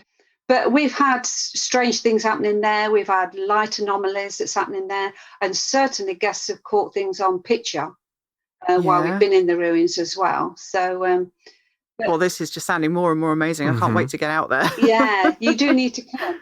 But let Mitch tell you the one about me. Please. And we'd started doing a bit of a special walk because of this. So I'll hand you back over to Mitch, and she'll tell you my experience for what it's worth. Just before I actually tell Jill's story, there was just this is such a lovely story. There was a family came on it. It was probably just before lockdown. Dad, mum, and teenage daughters, and they're all in the chapel together. And obviously, Dad had just been dragged along by the family. And one of the things we say is, if you experience something, you know, do let us know so we can, you know, deal with it there and then. And they got outside, and all of a sudden heard this squeal from these two girls. Anyway, so went to go and make sure they're all right. And apparently when they got outside, the dad had said to them, "Oh, gosh, the sound effects are really good in there." And the family just looked at them saying, "What are you talking about?" So that woman who was whispering behind us, she was brilliant. But Dad, there was no one there. It was just the whole squeal thing, yeah. It got to the point with the chapel that too many people were being affected. That it's almost like bad press. We didn't want to put people up from coming on an event. But we really, truly have had such a lot that's happened within the ruins, and certainly within the chapel. So we're not going to spoil it. You need to come along. No spoilers in case anybody wants to go on these ghost walks, because I know we do. Yeah, and it was something I was going to bring up, actually, because you're there sort of time after time after time with new people. And from the sounds of things, you're getting people having similar experiences in the same place. Mm-hmm. Like, what's it like for you guys to sort of go out to these places, and when somebody comes up to you and go, "Oh, I had this weird thing happen," and you're like, "Yeah, that's the 30th time this year." Like, are there any sort of trends that, like you say, in the chapel that keep happening? Is there anywhere else? That's a good point, actually. Do you, for instance, at certain locations, does it vary on the month or time of year? Do you have like certain locations that have more active months or weeks or anything like that? Because that's something we've just been fascinated with for a long time from our own perspective. I don't think so. That's my opinion. I mean, at the end of the day, if it's active, it's active. And we've been to some places one of our venues is the 1620s house at Donington Le Heath. Oh, We've that's had amazing. some phenomenal things that's happened there. We truly have. And I remember a couple of years ago before lockdown, and it's never disappointed. I went on Halloween and it was as dead as a dodo. Really? Yeah. So I just think typical. I think guests have I think they can affect certain things. But if the place is really active, yeah, it is. So. Yeah, I think you're right. And I think we've definitely found that in investigations as well is a lot of times the activity that comes out depends on the energy that you put in. Yeah. I think Halloween, they just take the night off. They're like, everyone else is dressing up. It's fine. We'll put our feet up for this one. But you mentioned earlier on about guests having similar experiences. And I will come and tell back to Jill's story in a minute. But this is quite pertinent to the whole carriage thing. So we tell one story about how the chapel was going to get broken into, allegedly, and the police were informed, and they went and did a vigil outside in the actual ruins, and they had all the, the night vision goggles and all the rest of it set up, and no one actually turned up, but they heard a clatter of horses' hooves come into the ruins, and it scared them terribly, both the park ranger and the police, and they kind of legged it. Wow. And then we've been on ghost events before, and people have said to us, oh, as a young lad, I broke into here, stayed overnight looking for the ghost of Queen Jane, obviously, and I heard a clatter of horses' hooves on cobbles. Oh yeah, I've had that story before. That's great. And it was a 2019 dig, I do believe. Yeah, this is an archaeological dig, Leicester University Field School. They took up about 2 foot of soil out of the courtyard area of the ruins and found cobbles across the entire area. Oh my goodness. That's pretty cool, isn't it? Yeah, it is. That's incredible. And just one more horsey story, because it seems that horses are quite the most. What was the quiz question, Jill? What animal is most seen or picked up spiritually? And it's the horse. And it is the horse. Yeah. This is from a park warden who told me this story. If you're basically near the deer barns, but you're looking towards the reservoir end, the Hallgates end of the park, the carriageway goes along that way. And he was on there early morning, and there's gates locked in onto the park at all entrances. And he heard, and he's described it as a pony and trap. That's quite a distinctive description, isn't it? That's a single horse, light-footed. And he heard a pony and trap, and he knew it was coming from the Hallgates, and he waited, thinking, how on earth has that managed to get onto the park? And he waited and he waited to the brow of the hill, and then just disappeared. He never saw anything, and he just stopped. Wow. So anybody that is planning to visit Bradgate Park, just keep your ears open. Absolutely. Yeah. So let me just tell you Jill's story, because it's quite brilliant. Yes, so I've known Jill for quite a while, and I know if something's not right, you know these things, don't you? And we're doing a calling out session in the chapel at Bradgate Park, and Jill got on her knees in the front of everyone and went very, very quiet. I'm thinking, this isn't right. This isn't part of the script. Oh, no. And she's got her head hung down, and she's very straight backed, but she's on her knees and she's mumbling away. And I'm like tapping her on the shoulder saying, Jill, are you all right? Come on, Jill. Come on, stop messing about, kind of thing. And eventually all I could hear her saying is, they're here, they're right in front of me, they're here. I said, who's here? She went, the 3 females. I went, which 3 females? And she said, the royal females. And at that point, Jill she kind of stood up and she says, I just feel so humble that I've seen them. Yeah, I did. Oh my it was goodness. It was one of the most strange things. It was surreal. So you believe you saw Jane, Frances, her mother, and Catherine, don't you? Catherine, yeah. The oldest sister. That must have been so profound. Yeah, it is, and it was a nice. Yeah, as Mitch said, I just felt humbled to have seen them and to felt them. So, do you think that maybe they showed themselves to you after quite a long time of you building up this relationship with the site? No, actually, it comes back to a question that you said earlier about things happening at a certain time of the year, because this happened, and this is again when we probably been going about a couple of years, Mitch, would you say? Mitch then pestered the ward and said, what happened on this day on all this, that and the other. Yeah. And it was a time when Lady Jane had just found out she'd been made queen. Yeah, that was during the first year, Jill. We did it on the June, it was, and then it was July. The second event was in July, and that's when it happened. And Jane was queen for those days, those 13 days in July. Yeah. Yeah. So I think the residual energy was just that strong. You've got to think of residual. It's a playback of a past event. So it just happened to be the day that we didn't know at the time, and we just happened to be in the chapel. But it's so much more profound that you didn't know that was the Absolutely, date, because then there's no we bias influencing you or subconscious or anything like that. What an amazing outcome. So it was good. It was good. Wow, ladies, you've given us so much information. You've been blowing our minds, quite frankly. We're so grateful to you to come on the show and tell us all these amazing facts and nuggets and stories and just incredible encounters that you've had. What's coming up for Haunted Heritage in next year or in the years going forwards? Let's not be specific about 2022. Let's not curse anything. Going forwards, I shall say, because you seem to be going from strength to strength.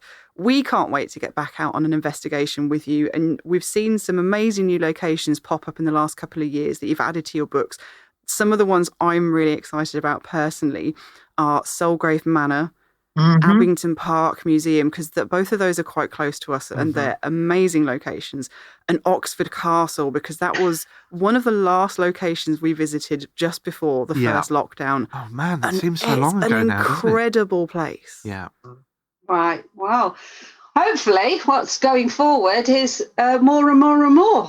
Yeah. And, we get the opportunity to keep doing more.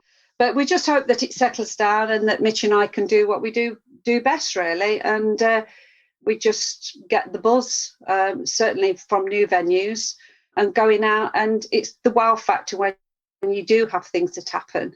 And I think as a ghost investigator, you're always waiting for that next thing to happen. Yes. Something new, something that you've not experienced before. And when it does happen, that's why you do it. That's why you do it. I'll never take that buzz away. So for us, over the past 12 months, obviously, we haven't been able to go to all the venues we wanted to go to. So we're still going to need to get these new venues sorted out. Or I say Soulgrave has thrown up some interesting curveballs already. We've also taken on some new team members. So they are literally just rolling out now. We're really delighted with those. That's fantastic. And we've we've just launched our paranormal training for 2022. Oh. Over the past couple of years, me and Jill, we get asked by quite a few people if they want to develop their psychic skills for paranormal investigations. So we put together these 7 workshops, and it takes you through just different aspects of paranormal training. So from beginners learning how to take hold of control of your skills, you have intuition and opening yourself up and protecting yourself. Then it's using in, oh God, Jill, you have to help me now. Using in an investigation technique, so pushing out and picking up. Then Jill, you're doing psychometry and building history as well. So you can pick a lot up from the building. Yeah. Then we've got another coach who's coming in to do psychic detective work and also psychic attacks and attachments. And then we're finishing it all off with a lady who's going to be using past life regression techniques, but using them for investigation purposes. So it really is quite meaty. Wow, you've got going to be such a selection of topics there that you're covering. I don't suppose there's any chance you're going to be doing any of those virtually. No. Darn. After all this lockdown period, we want one-to-one, not one-to-one, but people there. But we are going to run the courses 4 times, aren't we, Jill? Hopefully. Yeah, we are. People are keen to get out now, and I think people have actually missed that gathering because you can bounce off so many people, and you're working with like-minded people, so must be a bit of a sense of community as well, which would be lovely. But just going back to 1620, because I know that guy, you guys love that place, don't you? Love it. I was doing some, you do the research and you end up going down rabbit holes. Yeah. I was doing one recently about Everard Digby, and it turns out that we all know him as being part of the gunpowder plot, the Guy of Fawkes and all the rest of it. And he got, hung, drawn and quartered. But it turns out he was in fact a double agent, and he'd been put in there to spy on them. And he was going to go to the court, but then he would be released. But obviously he got sent down and charged alongside and executed. Yeah. So we could explain some of the investigation questions we have done in the past, if he has ever popped up, why some of it's never made sense. Oh my goodness. You really are doing a lot of history detective work. Indeed. That was amazing. A sheer fluke, that was an absolute rabbit hole. Yeah. Wow. That is so, we've got to go back to the Donington Heath Manor at some point as definitely. well. There's so many places that you're covering that we really want to go out and visit. And I'm sure that there's lots of people listening that would also love to come out and see some of these places and hopefully go on some of your tours. So for those that do want to, how can our listeners find you, and what sort of tours do you offer, and when are you starting back up, and investigations? Well, they can find us via our website, which is www.hauntedheritage.co.uk. And that's our website. And on there, we've got all our events, whether it's the ghost walks or paranormal investigations. So that's where you'll find all the tickets. When you come on one of our investigations, we very much believe it to be hands-on. So you are very much going to be the ghost hunter. And we show you and allow you to use our equipment, and you will work in small groups. So there'll be a team member with you at different times, different locations within that venue, and using our equipment, and hopefully you can experience something there for yourself. But it includes all our equipment, use different team members who have their own different skills, but it is very much the guest's experience. So you will be participating, you will be, encouraged to call out and take part in the experiments that we're going to be doing. And not forgetting teas and biscuits. It wouldn't be an investigation without tea and biscuits. And that's the experience that we've had on the investigations with you guys. It's very hands-on. And I think you're the reason that we now have our own EMF detector, in fact. Well, guys, thank you so much for doing this with us. It's been an absolute pleasure. It's always a pleasure to talk to you. And I really hope we do get to come on an investigation with you very soon indeed. And I hope you both lovely have to see you again. It's just great just to catch up and have a chat. It's been fabulous. Thank you for asking us. Absolutely. No, thank you so much. And we would love to see you again. You're always welcome. So thank you for inviting us. And that brings us to the end of this collection of Phantom Carriage stories. As we said at the beginning, when we started looking into Christmas Phantom Carriage stories, we uncovered about 150 of them. It was a ridiculous amount, and we couldn't possibly hope to even have time to list them all here today. But watch this space, because there were some really interesting ones, and they may just be making an appearance on a future episode one day. But before we bid you farewell and wish you a Merry Christmas, we need to finish the Knock Once for Yes cheesy Christmas quiz. Finish it! Finish it. And I don't know the answer. What was the question again? So we've literally just heard about the ghost of Lady Jane Grey being seen at Bradgate Park, but where else has her ghost been seen? Oh my goodness. See, I don't know. I haven't looked sufficiently into her history to know where else she might have lived and been spotted. I'm going to have to go with the obvious. It's the only guess I can give you. Was it the Tower of London? It was the Tower of London. Yes, now I get to do a victory dance. I celebrated too soon. Yes, Queen Mary had Lady Jane imprisoned in the Tower of London, and Jane and her husband were tried in November of 1553 for high treason. Lady Jane Grey was executed in February 1554 at just 16 years old, and before her execution she was made to witness the beheading of her husband. Oh, lovely. The ghost of Lady Jane Grey has been spotted at the Tower of London numerous times. In 1957, 2 guards at the tower saw a phantom lady standing above them on the battlements, and she's been spotted several times since, most often on or around the anniversary of her death. Oh, I think you were too kind to me there, because if you're ever going to guess any location that a royal ghost might have been seen, You've got to have a guess at the Tower of London. I never want to be mean to you, dear. I win. I think for the first time ever, we actually know who won. Yep. Which is a first. Congratulations, you have won. No, I have won Pride. Pride. Yes, well done. If any of you listeners have been following along with the quiz, let us know. How did you get on? Did you know any of the answers? Was it too hard? Was it too easy? Let us know. We want to know. Well, before we wrap up, because we are nearly at the end of our bumper shiny, tinselly Christmas episode, we cannot sign off without doing the annual Christmas crackers and terrible jokes.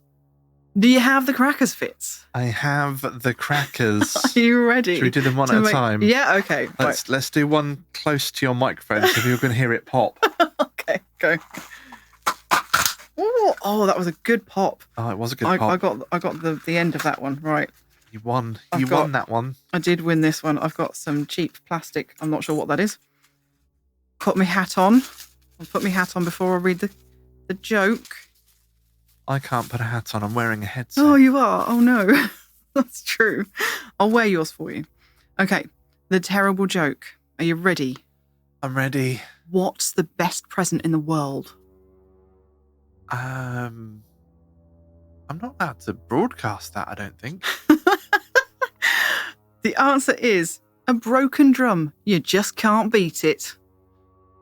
Ooh, it was a terrible one. To be fair, I don't think I've ever heard that one before. I haven't. No, I haven't. So that was a new one. Cringe, but yeah, it was painful. That was painful. Let's see if I can win this one. Oh, yes! You did. Yes. I won something. Oh, I could smell the cordite in the air. It wasn't. Now it wasn't my Christmas. pride. It wasn't your pride. I don't think I got a toy in mine. It might have just flown out across the room somewhere. Yeah. Okay. Right. Are you ready for this one? Mm-hmm. What do ducks do before Christmas dinner? Do they pull quackers? They do pull their quackers. Oh, that was equally painful. Well, with those tragic Christmas cracker jokes done, that really is the end of the show. Thank you all for joining us. It certainly has been a bumpy year, and my Christmas crown is falling down over my eyes. It certainly has been a bumpy year, but despite everything that this year has thrown at us, we do have so much to be grateful for, and the amazing KOFY community is absolutely front and centre of that. Through all the adversity this year, you, our wonderful listeners and supporters, have only pulled closer together and grown more supportive of one another, and that is an outstanding thing to see. It gives us so much joy and hope. We truly hope that you have the happiest of holidays, and we'll be back very soon bringing you more spooky adventures in 2022. Happy Christmas, everyone.